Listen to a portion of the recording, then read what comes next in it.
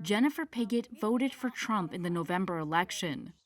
Then in February, she was fired from her civil service job. Absolutely, I feel a little bit betrayed. She was among more than 125 people dismissed last month from the Treasury Department's Bureau of Fiscal Service in Parkersburg, West Virginia. There's always that back and forth conversation now. It's like, you knew this was coming, but we didn't. Like, nobody that I've talked to understood the devastation that having this administration in office would do to our lives. No kings, no tyrants, no kings, no tyrants. The cuts have shaken up a community that overwhelmingly voted for Trump. He won West Virginia with 70% of the vote, one of his biggest victories.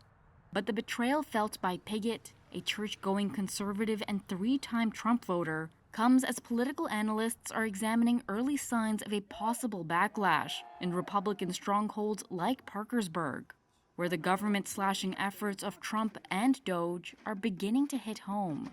Elon Musk has basically taken over our government and has calling the shots, unfortunately, it seems to be. A handful of Republican voters who lost their federal jobs joined Democrats at a recent anti-DOGE protest near the Bureau of Fiscal Service offices in Parkersburg. But the federal job losses in the state could soon extend beyond the BFS building, says West Virginia University economics professor John Deskins.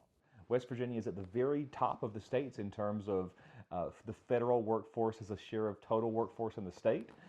So if the federal layoffs happen, if they hit West Virginia, we stand to suffer a disproportionate share when those jobs disappear, when that income disappears, when that spending leaves the state economy. But in Reuters interviews with 36 workers, business owners, and politicians in Parkersburg, nearly all said that Trump's focus on cutting government spending was a worthy goal. And Reuters Ipsos polling shows Americans' attitude toward Trump are so far essentially unchanged since he began firing federal workers in February. As of this week, his approval rating was holding steady at 44%. Cutting costs and waste and fraud and. We love that big picture. I love that big picture. My friends, we were excited about that because it is true.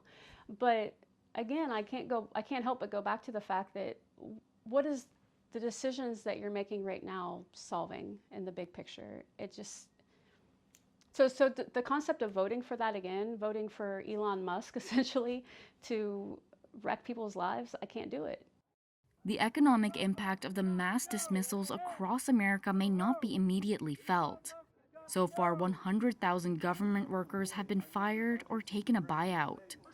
Parkersburg is bracing for another round of layoffs, with all government agencies ordered to make plans to cut career staff by March 13th.